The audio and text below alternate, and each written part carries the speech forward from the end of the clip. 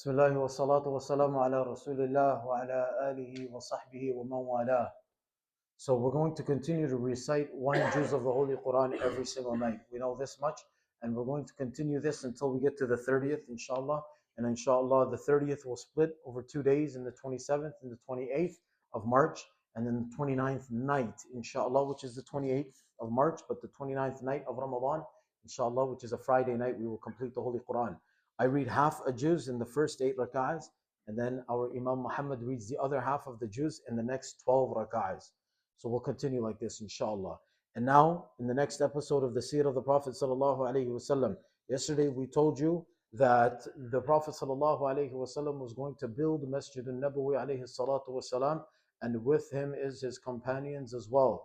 However, just before we start with the erection of the Masjid al-Nabawi alayhi salatu wasalam, there are a couple of incidents that happen at around approximately the same time when the Prophet sallallahu alaihi wasallam arrives in Madinatul Munawwara. So there is a man, and this man, his name was Husayn, but this man was actually very knowledgeable. He was an alim of the Torah, the book of the Jews.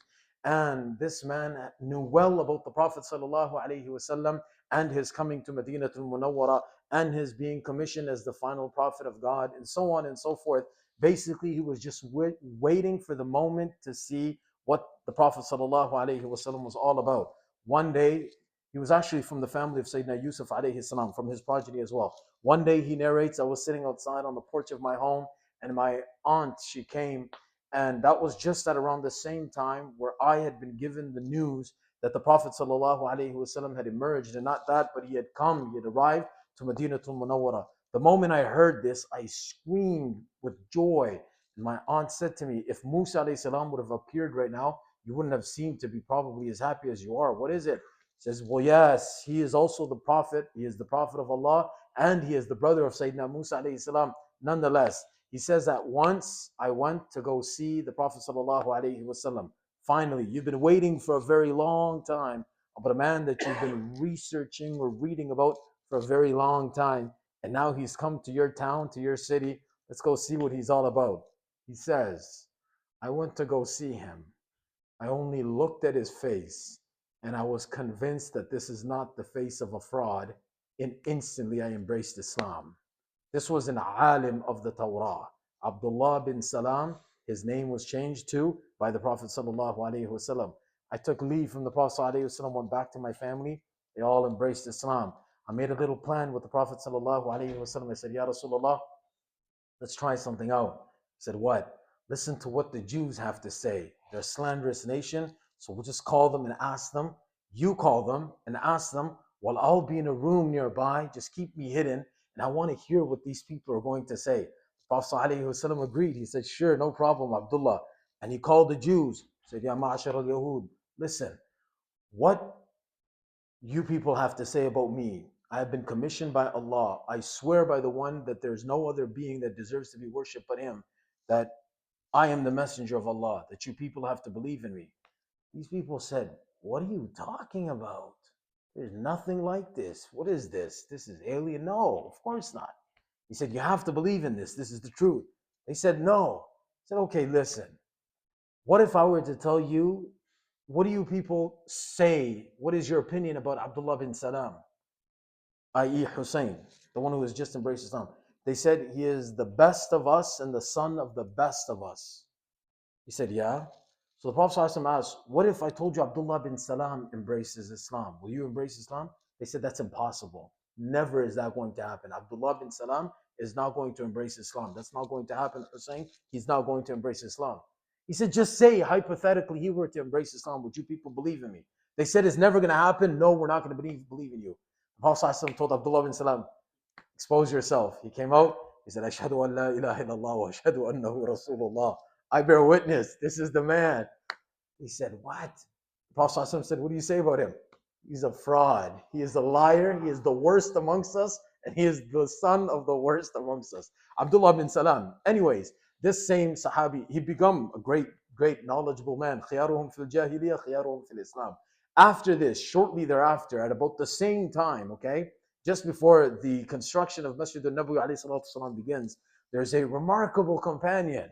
And many of you probably know who this is, who embraced Islam at around the same time. Whose name am I going to take next? Salman al-Farisi radiallahu anhu is correct. So Salman radiallahu anhu was a young boy, loved by his father. His father was very overprotective of him. He wouldn't let him leave the house at any cost. He'd given him a job. He was allowed to do his job. There was a temple, a fire temple. They were Zoroastrians by creed, by religion. So they used to worship the fire. And in this fire temple, he was given the duty, the responsibility to keep this fire lit at all times. Nowhere else was he allowed to go. It was straight to the temple and right back home. His father was obsessed with him. He wouldn't want any harm to be meted out to him at any cost. One day, because his father got occupied with some construction work, he had to appoint Salman a different task, as Allah had decreed. On this particular day, he had appointed him to go and just watch over a farm or a piece of land. Salman radiallahu anhu narrates the story to Abdullah bin Abbas. Imam Bukhari rahimahullah has recorded the whole thing. And he says, "Oh, Ibn Abbas, I went to go take care of this piece of land that my father had appointed me over. And en route, I came across a church. And I heard these people worshiping inside. And I grew curious. So I went close to get a peek to see what was going on. And I liked the manner in which these people were worshiping and praying. I was taken aback by it.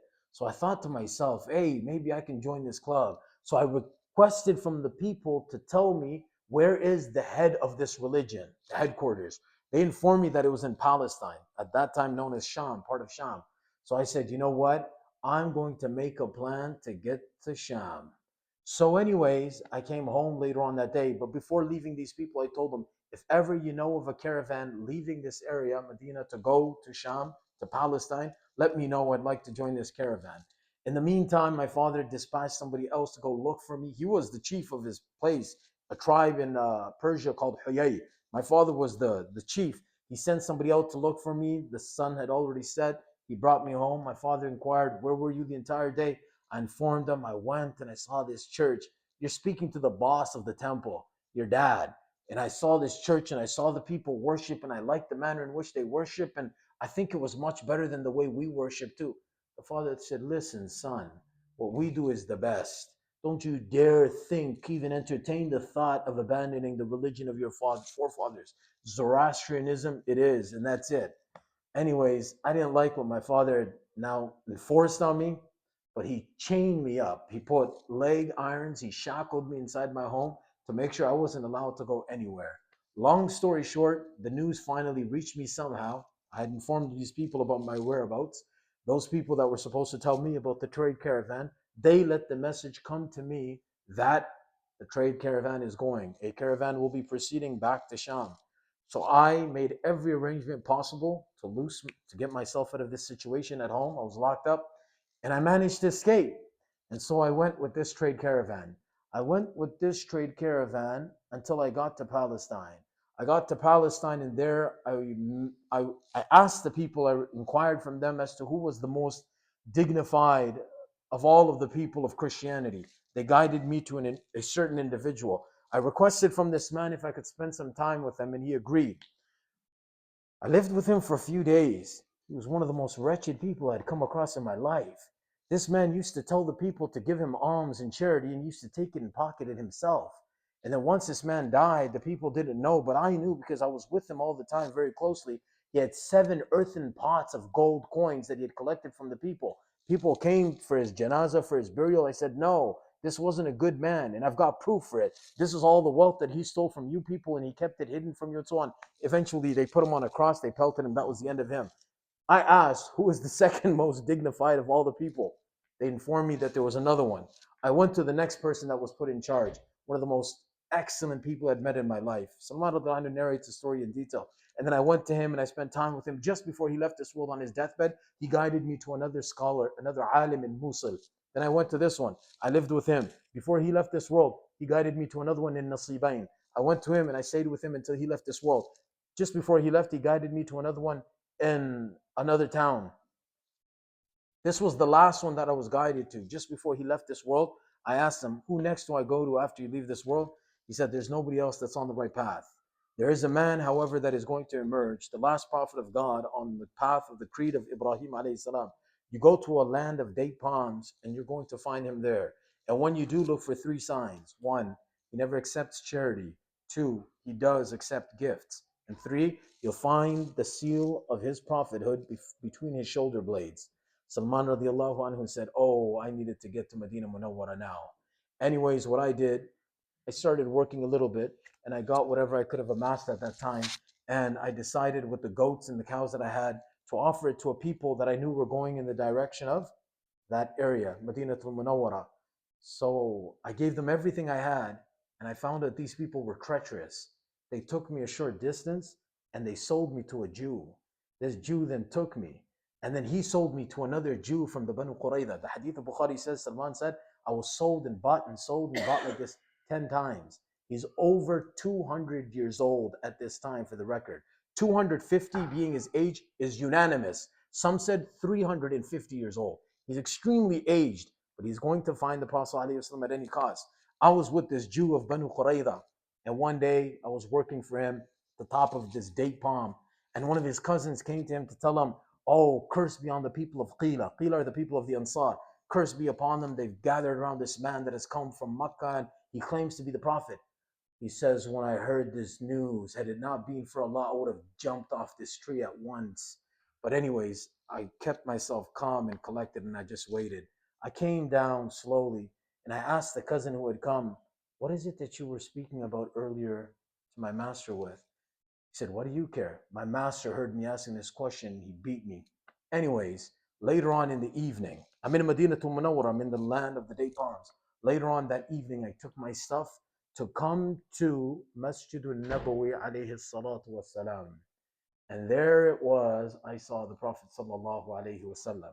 So I tried. I brought some food with me, and I said to him, I know you and your companions might be a little impoverished. Perhaps I can offer you some charity that I've brought. The Prophet sallallahu alaihi wasallam said, I can't accept it, but he distributed it amongst his companions. Salman said, Wallahi, this is the first sign that I was told about. And then anyways, I went back and I worked and I made some money or some food, and I was able to present it to him, this time as a gift. And I gave it to him. I gifted it to him. He ate from it himself and he shared it with his companions as well. I needed yet to see the third sign. After a couple of days, I returned a third time. And this time I needed to find this sign. The Prophet ﷺ had just come back from the cemetery, Jannatul Baqiyah. And I looked very carefully to see if I could find it. It's on his back between his shoulder blades. And it's small, like the egg of a pigeon. And I looked very carefully. I'd come from this angle and that angle, but I wasn't getting to. And the Prophet ﷺ realized this. He knew exactly what I was trying to do. So he knelt and he removed his Mubarak cloak that he was wearing. And I got a clear picture of it. Oh, I had a selfie with this guy or a selfie with that guy. Who cares, man? Oh, I saw this and I was convinced and I embraced him and I kissed him, sallallahu alaihi wasallam. Anyways, I had to go back to my master. He embraced Islam on this occasion. I went back to my master, and after some time, the Prophet ﷺ said, you need to work for your liberation, to be freed. How long are you going to be like this? He misses the battle of Badr. He misses the battle of Uhud because he's still a slave. But ultimately, the Prophet ﷺ instructed him, you work out a deal with your master. You're going to pay him. He's going to free you. So his master agreed. But he agreed to free him in exchange for 300 date palms and 40 uqiyya of silver. One uqiyya is 37 grams. That's like 1,480 grams. This many grams of gold, along with 300 date palms. The Prophet said, don't worry about it. We'll take care of it for you. Just make the deal with him. He says, I made the deal with him. Where was this stuff going to come from? I had no clue. He called his companions. Some came with 30 saplings, some came with 20, some came with 10, some came with whatever they could. The Prophet ﷺ collected the saplings. He, sallallahu alaihi wasallam, planted every single one of them with his own hands. And miraculously, they all grew in less than a year. They were all flourishing. That was the trees. I still have to present the 40 grams of gold. A few days later, somebody came with a very small, like a mini egg's worth of gold and gave it to the Prophet ﷺ. The Prophet ﷺ said, where is that slave? Salman. And I came, and the Prophet ﷺ gave it to me. And I looked at it. I looked at the Prophet and said, Ya Rasulullah, what's this going to do for me? It's a very small amount. He said, don't worry. It's going to get you free. I I didn't understand. I went and I weighed it, and it amounted to exactly 40 uqiyya of gold. And I gave it to him, and then he was freed. We'll continue with the Masjid al-Nabawi construction tomorrow.